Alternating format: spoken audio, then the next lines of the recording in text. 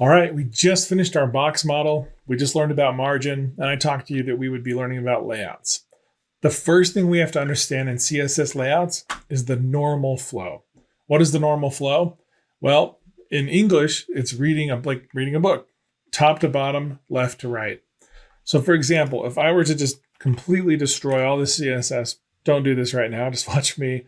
You can see over here that this is in order that it appeared in HTML. So that means that the image tag, the H1, the P tag, etc. are all in order, and they're all going from left to right. Notice that my name is not on the far right of the screen, it's on the left side. This is considered to be normal flow. So normal flow is important for us to understand because whenever we introduce new content, unless we specify otherwise, it will always be just like this. So if you'll notice on the left here, we've got our web page that we're aiming for, and it is not in normal flow. And well, kind of is. Top to bottom is a normal flow, but left to right, we've got centered text, and our screen is centered. So let's kind of focus on our code to get closer to something like this. So if we look at our code, you can see that for us to get centered, we first need to understand two things. One is a display type, and two, how can we center the display type? So we're going to be talking about centering in the next module. For this module, we're going to be focusing on what is even a display type. So let's check it out. Everybody jump with me and let's code together. Jump into your H1. I'll wait for you. All right. So I'm going to say border 1px solid red. I use this all the time when I'm trying to test new ideas out or work with CSS.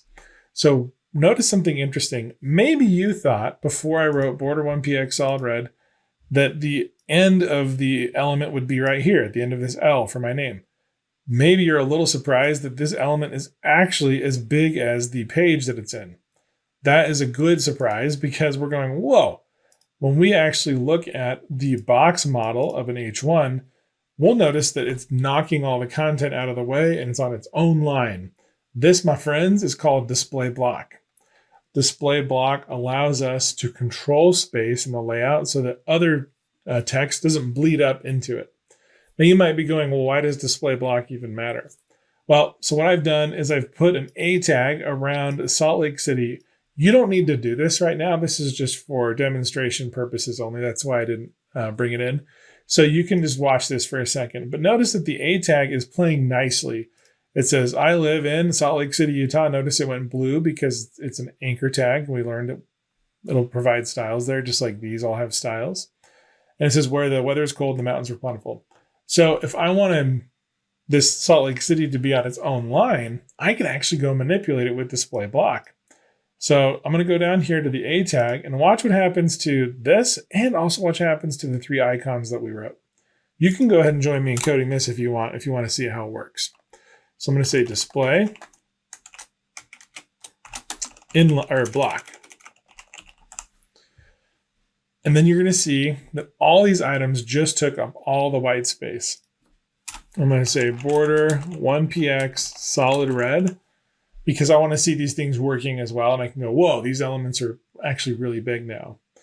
So watch what happens when I remove display block. I'm just going to delete it. Watch these red boxes. Everything shrinks to the content and we're back into playing nicely, meaning that all the other elements can now notice that the basketball, the chicken, and the briefcase are all sitting next to each other now. So you might be going, well, why does this matter? Well, it's because in layout inside of CSS, we can manipulate different things based on if they're displayed block or if they're displayed inline. We're going to be talking about this in the next video when we start talking about centering, and then we're going to talk about it even more when we get into Flexbox. So what do you need to know now? You need to understand that display block pushes everything out of its way, and there's different properties that we can use to center things that we're going to talk about next. Inline, everything goes as small as the content inside of it. Also, there's some really interesting nuances between display block and inline when it comes to the box model. So in the box model with inline elements, you'll notice that if I were to put in a margin top, so remember how we learned about margin? We could type in margin top and put in like something ridiculous like 400px. And notice that it didn't move one bit. But if I were to say display block, watch what happens. Boom!